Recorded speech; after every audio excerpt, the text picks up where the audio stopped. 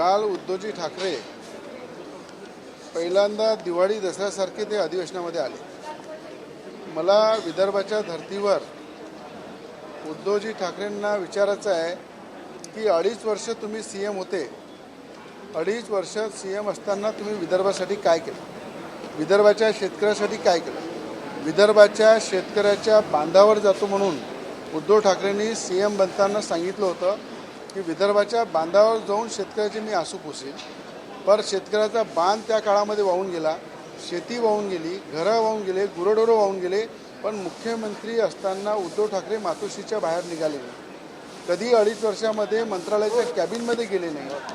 आणि दिवाळी दसऱ्यासारखे विदर्भाच्या अधिवेशनामध्ये येऊन या ठिकाणी देशाचे गृहमंत्री अमित शाह साहेबांवर बोलतात, राज्याचे मुख्यमंत्री देवेंद्र फडणवीस साहेब यांच्यावर बोलतात, एकनाथजी शिंदे शिवसेनेचे नेते त्यांच्यावर बोलतात.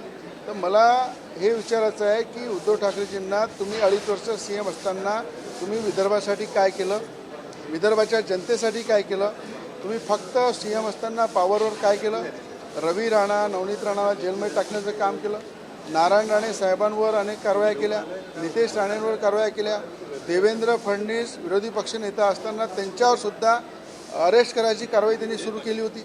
जर अशा देशाचं राजकारण उद्धव ठाकरेंनी पूर्ण पॉवरमध्ये 2.5 वर्षामध्ये केलं, म्हणून मी म्हटलं शिवसेनेचा वाघ हा जर पाहिलं तर एकनाथ शिंदेजी आहे. आणि आज तेंदुळ्यासारखी परिस्थिती उद्धव ठाकरेंची झाली. तर तेंदुळ्यासारखी परिस्थिती का झाली की जंगलामध्ये एकच वाघ राहू शकते, म्हणून आज तेंदुळ्याची जी परिस्थिती आहे ती उद्धव ठाकरेंची परिस्थिती आहे. म्हणून आज या ठिकाणी सभागृहामध्ये जेव्हा मी काल बोललो तर अनेक तेंदुळे उभे झाले. म्हणून माझं म्हणणं आहे की आज तुम्ही 2.5 वर्षात काय केलं? विदर्भाची जनता तुम्हाला हिशोब मागत आहे. नंतर त्यांनी मुख्यमंत्री आरोप केला पाहिजे, देशाचे गृहमंत्री अमित शहाजींवर आरोप केला पाहिजे, एकनाथजी शिंदेंवर आरोप केला पाहिजे. काल उद्धव ठाकरे जेव्हा साईन करत होते अधिवेशनामध्ये येऊन पहिल्यांदा आले ते त्या ठिकाणी साईन करताना असं वाटत होतं की राज्यपालासमोर साईन करत. म्हणजे अशी परिस्थिती आहे की उद्धव ठाकरेंची की आज दिवाळी दसऱ्यासारखं त्यांना अधिवेशनात यायला वेळ मिळत नाही, लोकांचे प्रश्न मांडायला वेळ मिळत नाही. तर अशा प्रकारचं काम करणारा व्यक्ती तो विदर्भामध्ये येऊन विदर्भाच्या नेत्यांवर किंवा महाराष्ट्राच्या नेत्यावर टीका करू शकत नाही.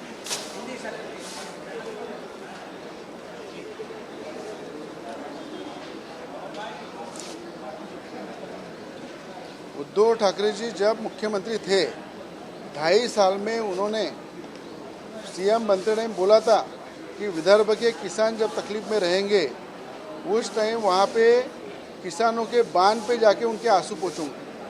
किसानों के बांध भी बह गए उस 2.5 साल में, खेती बह गई, किसान के घर बह गए, जानवर बह गए. उसके बाद भी पूरे 2.5 साल उद्धव ठाकरे जी का पता नहीं था. 2.5 साल उन्होंने विदर्भ में पैर रखा नहीं. मुख्यमंत्री रहते टाइम सिर्फ क्या किया? द्वेष का राजकारण किया. मुझे अंदर डाला, नवनीत राणा को अंदर डाला, नारायण राणे साहब को तकलीफ दी, नितेश राणे जी को तकलीफ दी, एकनाथ जी शिंदे जी को तकलीफ दी, देवेंद्र फडणवीस साहब को भी अरेस्ट करने की उन्होंने तैयारी की थी. तो ये सब देश का राजकारण उद्धव ठाकरे ने किया है. विदर्भ के आज यहाँ पे धरती पे अधिवेशन चल रहा है. अधिवेशन में आने को उनको टाइम नहीं है. किसानों के बारे में, जनता के बारे में विषय रखने के लिए उनके पास टाइम नहीं है. और यहाँ आके मुख्यमंत्री पे टीका करते. आज मुख्यमंत्री ने देवेंद्र फडणवीस जी ने 32,000 करोड़ का पैकेज किसानों को दिया. आज 32,000 करोड़ रुपए किसानों को जो मदद की है, आज विदर्भ का, महाराष्ट्र का किसान खुश है. उसी तरह उन्होंने कर्ज माफ़ी का भी रणनीति शुरू की है. आने वाले टाइम में कर्ज माफ़ी भी किसानों की होने वाली है. पर आज यहाँ पे आके देश के गृहमंत्री अमित शाह जी, महाराष्ट्र के मुख्यमंत्री देवेंद्र फडणवीस जी, इनके ऊपर आके टीका करना, एकनाथ जी शिंदे जी के ऊपर टीका करना, ये उनको शोभा नहीं देता है. इसलिए उन्होंने 2.5 साल में क्या किया उसका हिसाब देना चाहिए. मैंने इसीलिए कहा है कि जिस तरह से जंगल में शेर रहता है उस तरह से शिवसेना का असली शेर बाला साहब के विचारों का अगर कोई है वो एकनाथ जी शिंदे है. और तेंदुओं जैसी परिस्थिति उद्धव ठाकरे जी की हुई है. इसलिए तेंदुओं के बारे में जब बोला तो उस साइड के कई तेंदुए खड़े हो गए और बोलने लगे. क्या बोला? तो मैंने यही बोला कि तेंदुओं जैसी परिस्थिति उद्धव ठाकरे की हुई है.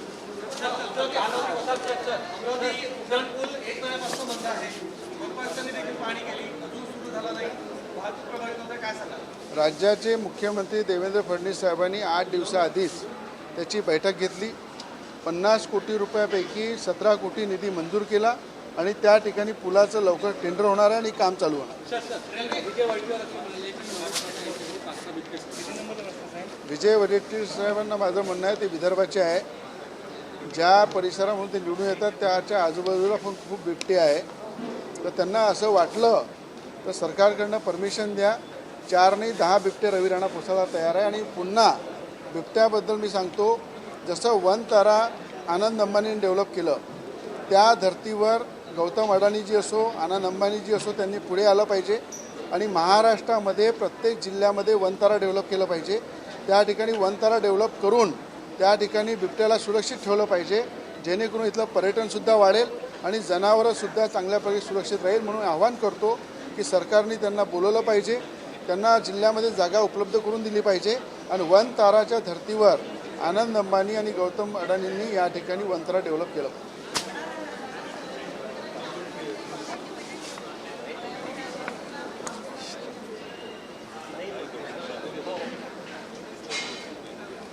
सोयाबीन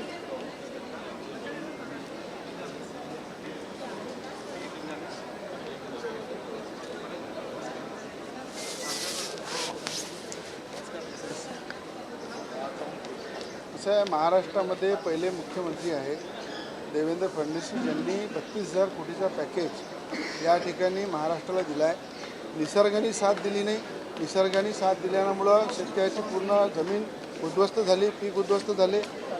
कापूस असो, सोयाबीन असो, संत्रा असो, तूर आहे, मूग आहे, ज्वारी आहे, मका आहे, सगळ्या पिकांबद्दल सरकारलासुद्धा चिंता आहे की भाव मिळत नाही.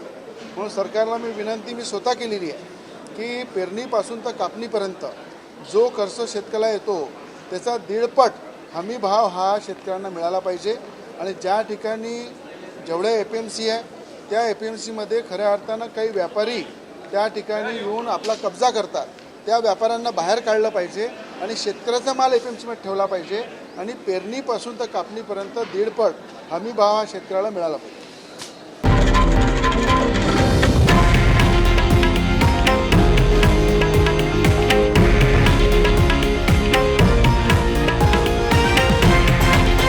हे आहे देशातील नंबर 1 न्यूज नेटवर्क आणि आपण पाहत आहात TV9 मराठी, एकमेव.